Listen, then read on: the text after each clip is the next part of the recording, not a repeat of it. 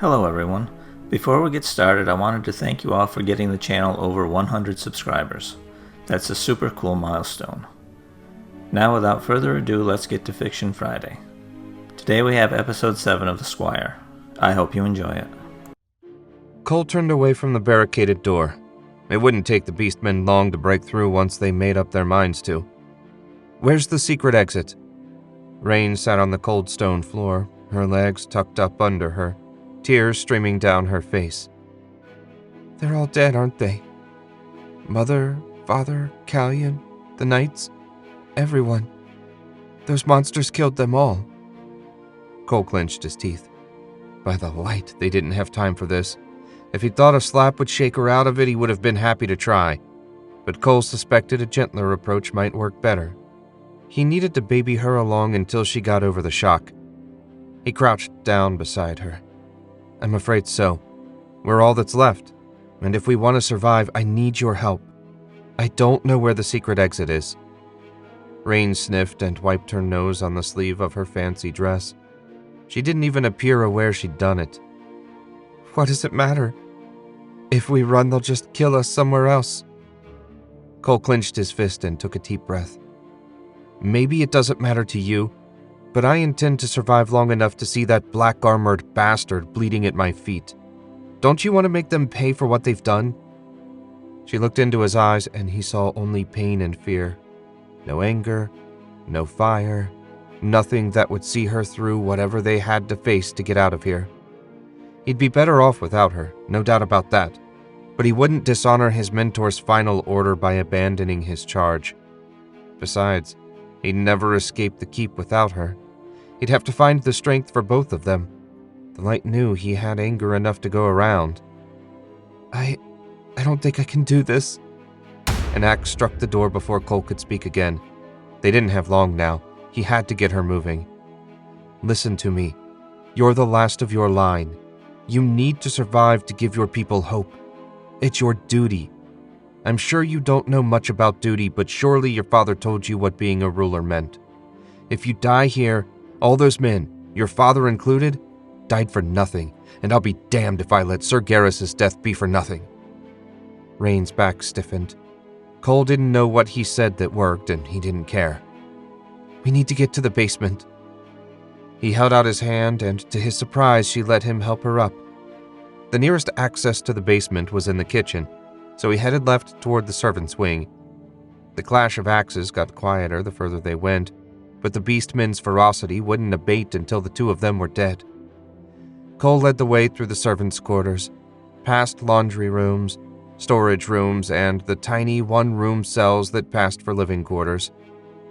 The only sound he heard was their feet on the stone floor. He shook his head. It seemed wrong for the keep to be so quiet. He spent a lot of time with the servants, and he'd never seen this part of the castle so empty. I'd have thought some of the servants would have stayed in to work. Father gave everyone leave to attend the tournament. She sniffed again. He meant it as a reward for their hard work. Some reward? Out loud, he said. That was generous of him. They reached the kitchen. The heat from the banked ovens made the room stifling. Knives and other utensils covered spotless workstations. At the rear of the kitchen, a narrow set of stairs led down to cold storage. Beside the stairs, on a small table, sat an oil lantern and flint and steel. A few clicks later, Cole had the lantern lit. He pocketed the fire starter and led the way down the stairs, Rain close behind. At the bottom of the stairs, they came to a hall leading further into the basement. The door on their left went into cold storage. Which way? The wine cellar. She spoke so softly, Cole almost didn't hear her. Where is that? Second door on the right. She let slip a hysterical giggle. I snuck down here once with the other ladies, and we shared a bottle. I had such a bad headache the next day. Cole led the way forward. He didn't give a damn about her personal history, but at least she hadn't frozen up on him again. When they reached the door, he found a padlock on it. No doubt added after the princess had her drinking binge. He hammered the crude lock with the hilt of his sword, and after 4 blows it snapped off. He wrenched the door open, guided Rain inside, kicked the lock through the door and shut it behind him. What now? One of the bottles triggers the door. She looked around at the dozens of racks filled with wine bottles. I can't remember which one. Great. He set the lantern down and spun in a circle, trying to orient himself. Which wall was closest to the keep wall? He pointed at the right-hand wall. It's gotta be this wall. Start pulling. Cole started at the far end, pulling bottles and tossing them over his shoulder as fast as possible. It seemed a waste of good wine, but he doubted the beastmen drank wine, and if they did, they could lick it up off the floor. He hoped the monsters choked on it. He'd lost track of how many bottles he'd pulled when Rain said, I got it! She gave the bottle a firm yank, and the hidden door opened a few inches. Cole got his fingers in the gap and pulled the door open wide enough for them to get through. He couldn't see more than a few feet down the pitch-black tunnel. It looked like it sloped down. Cole retrieved the lantern and motioned Rain to go through first. When she'd gone a few feet down the tunnel, he followed and pulled the door shut behind him. In the dim light, he saw brackets on the door frame and, leaning against the tunnel wall, a heavy wooden beam. He hefted the beam. It felt solid despite however many years it had sat in the damp tunnel. Cole barred the door and scooted past Rain to take the lead. The tunnel was just wide enough for him to squeeze through without his shoulders brushing the dirt walls. He eased his way down the tunnel. Every few feet, heavy posts propped up the ceiling. Something crunched under his boots, but Cole felt no desire for a closer look. The tunnel continued on for what Cole guessed was several hundred yards before he spotted light ahead of them. Take this. Cole handed Rain the lantern so his hand would be free if he had to fight. He inched forward until he reached an ill-fitted door held shut by another bar. He pulled the bar free and shoved the door open. Bright afternoon light dazzled him for a moment. When his vision cleared, he found the tunnel exited into a briar patch. That was one way to keep people away from the hidden door. A small area around the doorway remained free of thorn bushes. Rain stepped out beside him. Where are we? Cole looked around, trying to get his bearings. Beyond the thorns lay rolling hills, and beyond the hills the forest loomed. I think we're at the base of the hill on the opposite side from the city. Hang on and I'll make a path. He stomped and hacked with his sword until he carved out a decent path for the princess. She picked her way through the thorns, then looked back. Sort of an obvious trail. Cole glanced back at her. Not as obvious as the blood trail you would have left after those thorns tore up your leg. A wolfman would smell that from half a mile away. Rain looked up and gasped as if in pain. They're burning the castle. She pointed at a column of smoke. He frowned and did a quick reckoning. That's not the castle. It's the city. The smoke's too far south. Why would the city be on fire? Because the beastmen are sacking it. Cole started toward the forest. That could be a good break for us. If they sack the city before they give chase, we'll have a bigger head start. You're going the wrong way. Rain pointed northeast. The Great Road's that way. The Great Road's too obvious. On open ground, they'll run us down before dark. In the forest, we can find hiding places and forage for food. She still didn't move. Don't worry.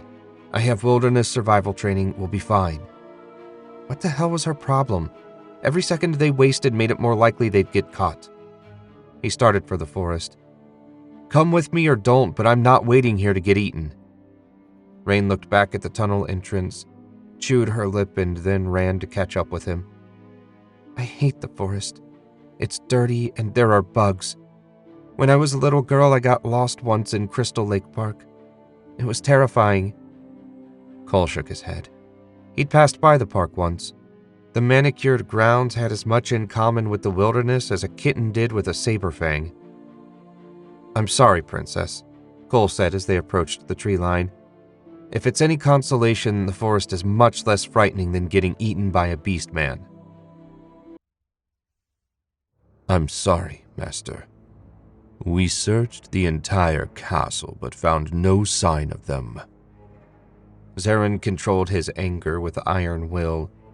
He never should have sent the knight to search for the princess. If you wanted someone hunted down, you sent hunters. Zarin waved his hand. Oversee the sacking of the city. I will attend to the girl. The Black Prince withdrew, leaving Zarin alone in the courtyard. The afternoon sun seemed to dim as he drew on the dark, and a swirling black disk big enough for a wagon to pass through appeared a few feet away from him. 5 tall, heavily muscled wolfmen ran out of the portal and kneeled before him. The pack were his finest and most reliable hunters. They would have no trouble finding the princess. 2 humans, a boy and a girl, have escaped my grasp. They fled into the castle. Find them and kill them. The leader of the pack, a 7-foot-tall brute with dripping jaws, threw back his head and howled. A moment later, the rest joined in. The wolfmen raced toward the castle, their claws tearing up clods of dirt. Zarin walked over to the sword sticking up out of the petrified earth. He touched the pommel and a white spark of energy zapped his finger. He'd long ago lost the ability to experience pain, but the tip of his finger smoked and blackened. After all these many years, the sword's power hadn't diminished in the least. Once the pack killed the girl, they could destroy the sword, and one more lock binding the darkness would fall away. Cole set a brisk pace through the forest. The first few miles consisted of open hardwood, with minimal underbrush. Rain jogged along beside him, keeping up without complaint. Cole thanked the light for that. Speed and stealth would serve as their best allies. Long, mournful howls echoed through the trees. Cole clenched his fists. Wolfmen had caught their scent. The 2 of them had made good time, but the few miles they'd gained wouldn't be enough. What was that? Rain's voice trembled. Wolfmen, we need to pick up the pace, Princess. They've got our scent now. Are you sure? I've heard wolfmen on the hunt before, and that's what they sound like. Cole increased his pace a little. He didn't dare break into a full run. They would run out of strength and be easy meat for the wolfmen. Are you certain it wasn't regular wolves? Rain was trying her best to keep up, but slippers and silks weren't the recommended outfit for running for your life through the woods. I'm sure. Farmers killed all the wolves around here years ago. The only packs you'll find now live at the base of the mountains. How do you know so much? The incredulous tone she used brought a smile to Cole's lips. You mean for an ignorant peasant? She was starting to sputter out a response when they came to a fallen tree that spared her the need to continue. Cole clambered over it, then reached back, grasped Rain around her slender waist and lifted her over. She felt so light, so frail. He feared she wouldn't make it through this. Unlike Callion and his friends, I spent my free time reading, not writing bad poetry. She looked at him with wide eyes. Cole choked on a laugh.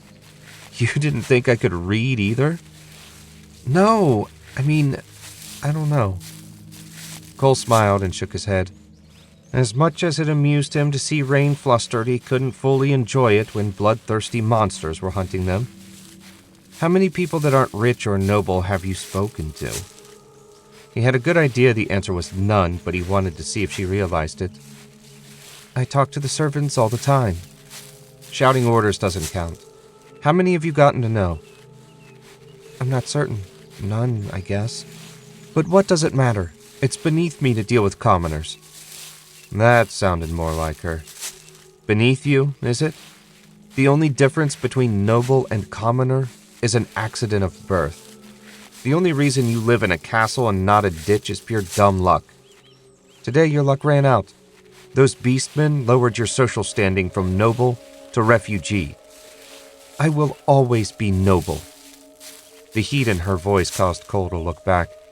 She stood rigid, staring at him, the muscles in her jaw clenched. Looked like he'd hit a nerve. What does that mean to you, Princess? He hated to waste the time, but Cole found himself fascinated by Rain's reaction. She blinked and some of the tension went out of her. I don't understand. Cole started walking again. You say you'll always be noble. What does that mean to you?